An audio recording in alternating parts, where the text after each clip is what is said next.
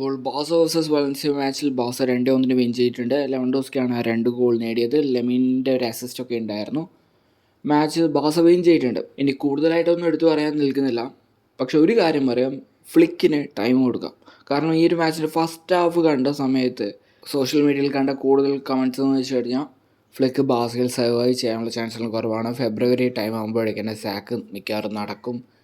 ഇതൊന്നല്ല ഈ ഒരു Flick ball ചാവീനെ തന്നെയാണ് ഇപ്പോഴും കണ്ടിന്യൂ ചെയ്യിപ്പിക്കുന്നത്. അങ്ങനത്തെ കുറേ കമൻസും കാര്യങ്ങളും കണ്ടിട്ടുണ്ടായിരുന്നു.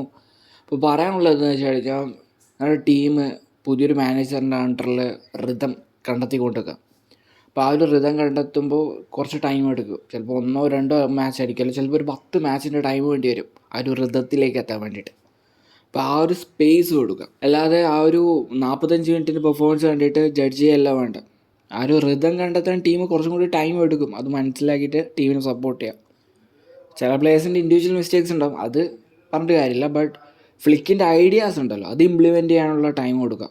ഒരു 10 മാച്ചിൻ്റെ ഒരു ടൈം കൊടുത്തു കഴിഞ്ഞാൽ നമ്മൾ ട്രാക്കിലേക്ക് വരുമെന്നൊരു വിശ്വാസം തന്നെയാണ് എനിക്കുള്ളത്. എന്തായാലും ആദ്യത്തെ മാച്ച് വിൻ ചെയ്തിട്ടുണ്ട്. അപ്പോൾ ഈ ഒരു മത്സരത്തെ പറ്റിയിട്ടുള്ള നിങ്ങളുടെ അഭിപ്രായം എന്താണ്, ജസ്റ്റ് ഒന്ന് കമൻറ്റ് ചെയ്യുക. ഇനി പറയാനുള്ളത് ഗുണ്ടുവാനെ പറ്റിയിട്ടാണ്. ഇപ്പോൾ ഗുണ്ടുവാൻ എന്ന് പറയുന്ന താരത്തെ പറ്റിയിട്ട് സ്പോർട്സ് ഒരു അപ്ഡേറ്റ് പുറത്തു കൊടുക്കുകയുണ്ടായി. അതായത് ഗുണ്ടുവാൻ ബാസോട് റിക്വസ്റ്റ് ചെയ്തിട്ടുണ്ട് അദ്ദേഹത്തിന് ബാസ് വിട്ട് പോകണം. ഓഗസ്റ്റ് 30-ാം തീയതിക്കുള്ളിൽ തന്നെ ക്ലബ്ബ് വിട്ട് പോകണം.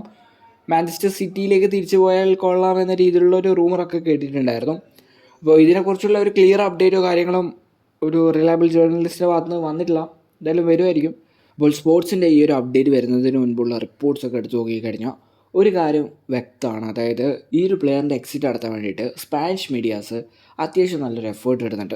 അതായത് ഈ ഒരു സമ്മർ ട്രാൻസ്ഫർ വിൻഡോ സ്റ്റാർട്ടായ ടൈം മുതൽ ടോണി ജോൺ മാർട്ടി ഉൾപ്പെടെയുള്ള റിലയബിൾ ജേർണലിസ്റ്റൊക്കെ തന്നെ ഈ ഒരു ഗുണ്ടുവാൻ്റെ എക്സിറ്റിന് വേണ്ടിയിട്ട് ഒരു പുഷ് നടത്തുന്നുണ്ടായിരുന്നു. അപ്പോൾ ഇതിനെ പറ്റിയിട്ട് ഗുണ്ടുവാൻ്റെ വൈഫ് ഇൻസ്റ്റാഗ്രാം ത്രൂ പറഞ്ഞിട്ടുണ്ടായിരുന്നു. അതായത് നമ്മുടെ എക്സിറ്റ് നടത്താൻ വേണ്ടിയിട്ട് ചിലർക്ക് എന്തോ വലിയ താല്പര്യമുണ്ട് എന്നൊക്കെ. അതേപോലെ തന്നെ ഗുണ്ടുവാനാണെങ്കിലും പബ്ലിക്കലി വന്ന് പറഞ്ഞിട്ടുണ്ട്. അതായത് അദ്ദേഹം ബാസി കണ്ടിന്യൂ ചെയ്യാൻ തന്നെയാണ് പ്ലാൻ എന്നൊക്കെ. എന്നിട്ടും സ്പാനിഷ് മീഡിയാസ് എന്ത് ചെയ്യുന്നു, പ്ലെയറിൻ്റെ എക്സിറ്റിന് വേണ്ടിയിട്ട് ബോർഡ് ഇൻട്രസ്റ്റഡ് ആണ് എന്നൊക്കെ പറഞ്ഞിട്ടുള്ള അപ്ഡേറ്റ്സും കാര്യങ്ങളും ഫ്രീക്വൻ്റ്ലി പുറത്തുവിട്ടുകൊണ്ടിരിക്കുന്നുണ്ടായിരുന്നു. അപ്പോൾ ഇതിൽ നിന്നും ഒരു കാര്യം എനിക്ക് മനസ്സിലാക്കാൻ പറ്റുന്നത്, നമ്മുടെ ബോർഡിലുള്ള ആർക്കോ ഈ ഒരു പ്ലെയറിൻ്റെ എക്സിറ്റ് നടത്താൻ ആഗ്രഹമുണ്ട് എന്ന് തന്നെയാണ്. കാരണം ഈ ഒരു ഗുണ്ടുവാൻ എന്ന് പറയുന്ന താരത്തിൻ്റെ കോൺട്രാക്റ്റ് 2025 വരെയുള്ളൂ. അപ്പോൾ 2025 ഫ്രീ ഏജൻ്റായി പോകുന്നതിനേക്കാളും ബെറ്റർ ഈ സമ്മറിൽ പ്ലെയറിൻ്റെ എക്സിറ്റ് നടത്തുക എന്നതാണ്. ഇപ്പോൾ 2025 കോൺട്രാക്റ്റ് അവസാനിക്കുന്ന സമയത്തും പ്ലെയറിൻ്റെ കോൺട്രാക്റ്റ് എക്സ്റ്റൻഷൻ നടത്താനുള്ള ഓപ്ഷൻ ഉണ്ട്. പക്ഷേ അത് പ്ലെയറിൻ്റെ ഇഷ്ടം നോക്കിയിട്ടായിരിക്കും ഉണ്ടാവുക. അപ്പോൾ ഈ സമ്മറിൽ തന്നെ പ്ലെയറിൻ്റെ എക്സിറ്റ് നടത്തി കഴിഞ്ഞാൽ പ്രോഫിറ്റും കിട്ടി, അതേപോലെ തന്നെ പ്ലെയറിൻ്റെ വേജും ബാസക്ക് സേവ് ചെയ്യാൻ പറ്റും. അപ്പോൾ അത്യാവശ്യം നല്ലൊരു സാലറി പ്ലെയർ വാങ്ങുന്നുണ്ട്. അപ്പോൾ അതൊക്കെ കണ്ടിട്ടായിരിക്കാം നമ്മുടെ ബോർഡിലുള്ള ആരോ ഒരാൾ ഈ ഒരു ജേർണലിസ്റ്റ് ത്രൂ ഈ ഒരു പ്രഷർ നൽകുന്നുണ്ടാവുക. അപ്പോൾ എങ്ങനെ പോയി കഴിഞ്ഞാലും ഗുണ്ടാൻ എന്ന് പറയുന്ന പ്ലെയറിനോട് കാണിക്കുന്ന ഒരു ഡിസ്റെസ്പെക്റ്റ് എന്നേ ഞാൻ പറയത്തുള്ളൂ. കാരണം ഈ ഒരു പ്ലെയർ നമ്മുടെ സ്ക്വാഡിന് നിലവിലുള്ള സിനാരിയോയിൽ ആവശ്യമാണ്. ഒരു ലീഡർഷിപ്പ് ക്വാളിറ്റി ഉള്ള ഒരാൾ നമ്മുടെ സ്ക്വാഡിൽ ആവശ്യം.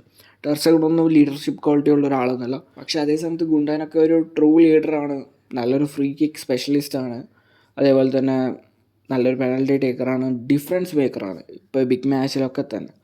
അപ്പോൾ ആ ഒരു പ്ലെയറെ ഒഴിവാക്കുന്നതിനോട് എനിക്ക് തീരെ യോജിപ്പില്ല.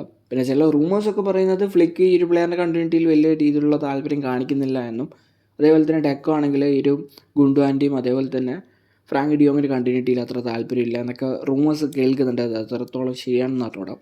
എന്തായാലും ഈ ഒരു കാര്യം ഇപ്പോൾ ട്രെൻഡിങ് ആണ്. സോ എനിക്ക് തോന്നുന്നത് ഈ സമ്മറിൽ മിക്കവാറും ഗുണ്ടുവാൻ്റെ എക്സിറ്റ് ബാസ നടത്താനുള്ള ചാൻസ് ഉണ്ട്. ഇതായിരിക്കും റിയാലിറ്റി എന്നത് കണ്ട് തന്നെ അറിയാം. അപ്പോൾ ഇതിനെ പറ്റിയിട്ടുള്ള നിങ്ങളുടെ അഭിപ്രായം എന്താണ്, ജസ്റ്റ് ഒന്ന് നമ്മുടെ അടുത്ത വീഡിയോ കാണുന്നവരെ ബൈ.